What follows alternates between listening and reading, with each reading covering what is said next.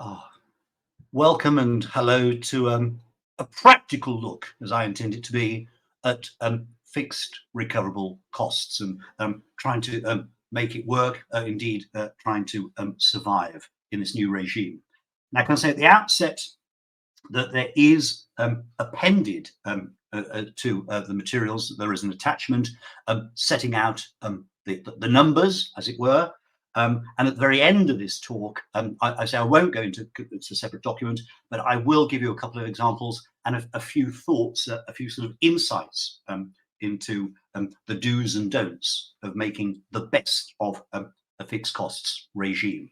So on our agenda today, let's just sort of get the scheme of things. So what is in, what is out, valuation, I'll touch on that lightly. Very important indeed, the ways in which the fixed costs can be enhanced and indeed reduced. Clin neg, where there are whispers, I put it no higher than that, that something might be done about low value clin neg claims, the position of advocacy, and really how one copes with a radical new regime. So that's what we're going to be looking at.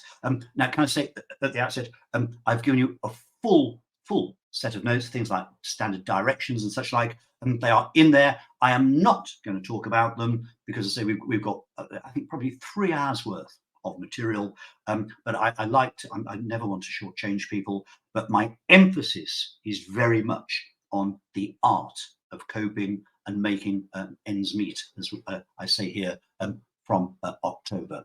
So let us get underway. A wonderful assessment of the dilemma out there.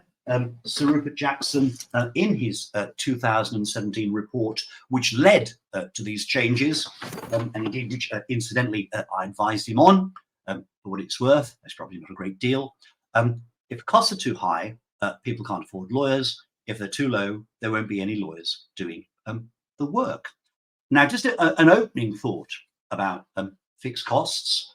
There is nothing per se wrong with fixed costs, provided, of course, that they are set at a realistic level. And indeed, one argument in favour of fixed costs is that it may actually encourage some claimants to pursue claims, because the thought that, well, if I litigate, Lord knows what my cost exposure could be. It could be horrific. I'm not going to do it.